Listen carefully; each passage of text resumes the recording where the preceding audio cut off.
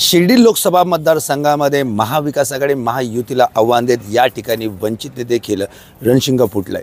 या ठिकाणी वंचितच्या बाळासाहेब आंबेडकर यांची भेट घेऊन नुकताच काँग्रेसच्या पदांचा राजीनामा देत उत्कर्ष रूप होते या निवडणुकीत उतरले आहेत। काय नेमकी भेट होते, भेटीच्या मागचा उद्देश काय होता? लोकसभेच्या माध्यमातून जी चर्चा आदरणीय बाळासाहेबांसोबत झाली आणि एकूणच लोकसभा मतदारसंघाची जी परिस्थिती आहे ती समजावून सांगितली, आपला त्याच्यामध्ये कसा रोल असू शकतो आणि कसं एक पॉझिटिव्ह त्याच्यामध्ये रिझल्ट आपल्याला मिळू शकतो, ही सगळी चर्चा झाली आणि 1-2 दिवसामध्ये काहीतरी एक पॉझिटिव्ह बातमी आपल्यापर्यंत येईल असं मला वाटतं। एकूणच जे मतदारसंघामधलं वातावरण मी बघते त्या अनुषंगाने ही निवडणूक आता कुठेतरी जनता हातात घेताना मला दिसते, कारण जे काही उमेदवार समोर आले ते काही जनतेच्या मनातले नाही आहेत आणि जनतेला एखादा चांगला पर्याय उपलब्ध करून द्यावा ह्या माध्यमातून हा माझा प्रयत्न आहे। काँग्रेसला सोडचिठ्ठी देत असताना, पदांचा राजीनामा देत असताना काय भावना आहे? कारण की एवढे वर्ष काँग्रेसमध्ये गेल्यानंतर आज ते घर सोडतोय।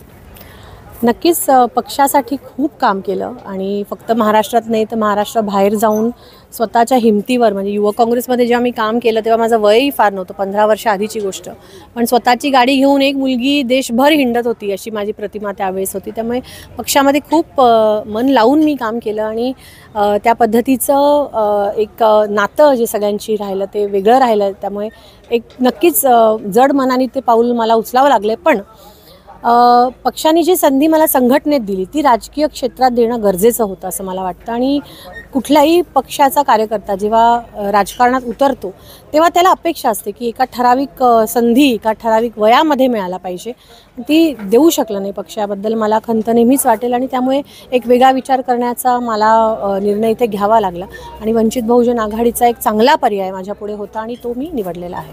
एकंदरीत या मतदारसंघामध्ये म्हणजे महाविकास आघाडी असेल महायुती असेल यांनी मध्यंतरी आपणच या संदर्भात बोललो होतो की बौद्ध समाजाला उमेदवारी डावली जाते आणि आता आपण वंचितकडून निवडणूक लढवत आहात। बौद्ध समाज आणि वंचित आघाडी त्याचबरोबर इतर समाजात कशा पद्धतीने आपलं समीकरण राहील, काय गणित असणार आहे?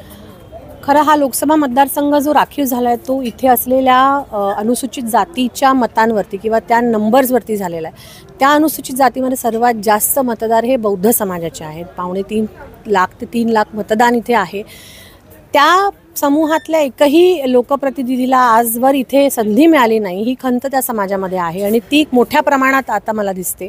पण मी जेव्हा या माध्यमातून फिरायला लागले आणि मी जेव्हा लोकांचा फीडबॅक घेत होते तेव्हा मला हे लक्षात आलं की फक्त बौद्ध समाज नाही, इतर समाजांमध्येही ती भावना आहे की समाजाला नेतृत्व मिळायला पाहिजे होतं, संधी मिळायला पाहिजे होती आणि जे उमेदवार दोन्ही महाविकास आघाडी आणि महायुतीने दिलेले आहेत त्यांच्या विरोधातलं जो एक वातावरण मतदारसंघात आहे, सगळ्या समाजामध्ये हे म्हटलं जाते की तिसरा पर्याय आम्हाला जर असेल तर आम्ही ताकदीने त्याच्यामागे उभं राहू शकतो आणि माझ्यामध्ये त्यांना तो तिसरा पर्याय दिसतो, हे मला खरं तर कौतुकास्पद वाटलं आणि त्यामुळे हा जनतेचा एक रेटा असल्यामुळे त्या गोष्टीमुळे मी पुढे जाण्याचा इथे निर्णय घेतलेला आहे। एकंदरीत या निवडणुकीमध्ये आपण आल्यानंतर आता ही तिरंगी जी चुरस म्हणजे लढत जी निर्माण झाली आहे त्यातून फायदा कोणाचा आणि नुकसान कोणाचं? मला वाटतं कुठल्याही पक्षाचा फायदा किंवा नुकसान करण्यासाठी मी या निवडणुकीत उतरलेले नाही, मी या निवडणुकीत जिंकण्यासाठी उतरलेले आहे आणि त्यासाठीची समीकरणं त्यासाठीचा सगळा प्रयत्न मी आणि माझे सगळे वंचित बहुजन आघाडीचे कार्यकर्ते जे असतील, आमच्या जो समाजाचे असतील, इतर समाजांचे असतील, जी सगळी समीकरणं जुळवण्याचा आम्ही प्रयत्न करतो, 100% मला हा विश्वास आहे की त्याच्यामध्ये आम्ही यशस्वी होऊ। एकंदरीत ज्या शिर्डी लोकसभा मतदारसंघातील महाविकास आघाडी असेल महायुतीचं असेल, जी राजकीय गणित राजकीय समीकरणं आहेत त्या समीकरणाला मोडत नवीन समीकरण वंचितच्या माध्यमातून आता या निवडणुकीच्या रिंगणात पाहायला मिळणार आहे। तिहेरी लढत ही आता होते, नेमकी कोणाची दमछाट होते, कोणाची पिछाहाट होते आणि कोण विजयी होतं हे आता बघणं औचित्य ठरणार आहे। जय सावंत, जय महाराष्ट्र न्यूज करता शिर्डी अहमदनगर।